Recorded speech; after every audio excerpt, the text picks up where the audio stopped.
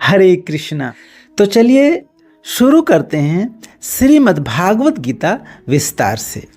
श्रीमद् भागवत गीता में कुल 700 श्लोक हैं, जिसमें से 574 श्लोक भगवान श्री कृष्ण ने कहे हैं, 84 श्लोक अर्जुन के द्वारा कहे गए हैं और 41 श्लोक संजय ने बोले हैं और मात्र एक श्लोक धृतराष्ट्र का है, जो कि श्रीमद् भागवत गीता का पहला श्लोक है।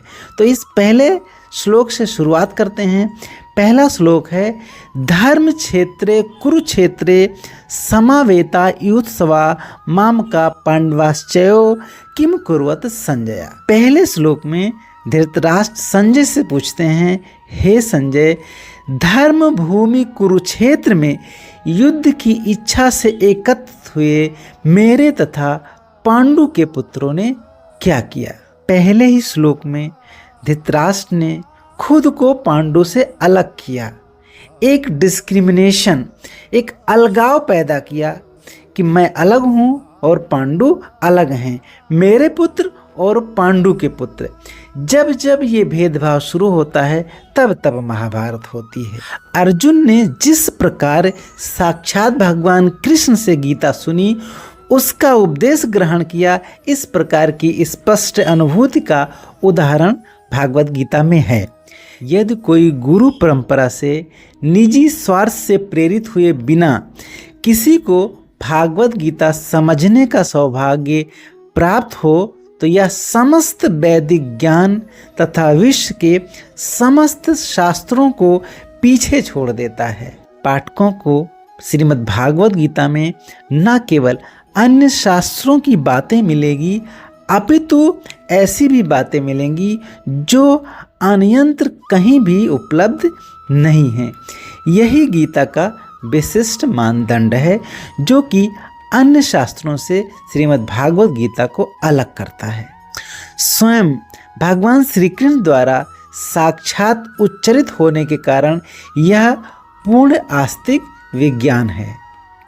इस श्लोक में एक शब्द का प्रयोग हुआ है, धर्म क्षेत्र। धर्म क्षेत्र शब्द सार्थक है, क्योंकि कुरुक्षेत्र के युद्ध स्थल में अर्जुन के पक्ष में भगवान श्री कृष्ण स्वयं उपस्थित थे। कौरवों के पिता धृतराष्ट्र अपने पुत्रों की विजय की संभावना के विषय में अत्यंत संदिग्ध था। संदिग्ध हो भी क्यों ना, क्योंकि विपक्ष में स्वयं भगवान श्री कृष्ण है, तो उनकी शंका बिल्कुल जायज है।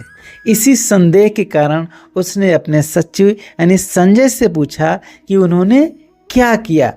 वह आश्वस्त था कि उसके पुत्र तथा उसके छोटे भाई पांडु के पुत्र कुरुक्षेत्र की भूमि में निर्णयात्मक संग्राम के लिए एकत्र हुए हैं। वह नहीं चाहता था कि भाइयों में कोई समझौता हो, अतः वह युद्ध भूमि में अपने पुत्रों की नियति के विषय में आश्वस्त होना चाह रहा था। चूंकि यह युद्ध कुरुक्षेत्र में लड़ा जाना था, जिसका उल्लेख है वेदों में स्वर्ग के निवासियों के लिए भी तीर्थ स्थल के रूप में हुआ है। अतः धृतराष्ट्र अत्यंत भयभीत था कि इस पवित्र स्थल का युद्ध के परिणाम पर न जाने कैसा प्रभाव पड़े। चूंकि यह धर्म युद्ध था और कुरुक्षेत्र में लड़ा जा रहा था, जिसका वर्णन वेदों में पहले से था, इसलिए धृतराष्ट्र की शंका बिल्कुल जायज थी। उसे भली भांति ज्ञात था कि इसका प्रभाव अर्जुन तथा पांडु के अन्य पुत्रों पर अनुकूल पड़ेगा, क्योंकि स्वभाव से सभी पुण्यात्मा थे। पांडु तथा धृतराष्ट्र के पुत्र दोनों एक ही वंश से संबंधित हैं, किंतु यहाँ पर धृतराष्ट्र के वाक्य से उसके मनोभाव प्रकट होते हैं।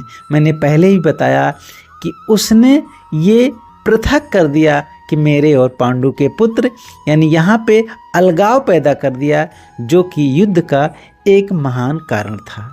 उसने जानबूझकर अपने पुत्रों को कुरु कहा और पांडु के पुत्र को वंश के उत्तराधिकार से विलग कर दिया। इस तरह पांडु के पुत्रों अर्थात अपने भतीजों के साथ धृतराष्ट्र की विशिष्ट मनास्थिति समझी जा सकती थी। जिस प्रकार धान के खेत से अवांछित पौधों को उखाड़ दिया जाता है, उसी प्रकार इस कथा के आरंभ से ही ऐसी आशा की जाती है जहाँ धर्म के पिता श्री कृष्ण उपस्थित हों, वहाँ कुरुक्षेत्र रूपी खेत में दुर्योधन आदि धृतराष्ट्र के पुत्र रूपी अवांछित पौधों को समूल नष्ट करके युधिष्ठिर आदि नितांत धार्मिक पुरुषों की स्थापना की जाए। यहाँ धर्म क्षेत्रे तथा कुरुक्षेत्रे शब्दों की उनकी ऐतिहासिक तथा वैदिक महत्ता के अतिरिक्त वही सार्थकता है।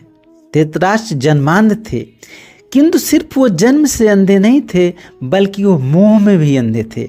जब व्यक्ति मोह में अंधा हो जाता है, उसे अपना पराया कुछ नहीं दिखता, सिर्फ स्वार्थ दिखता है, तब महाभारत होती है।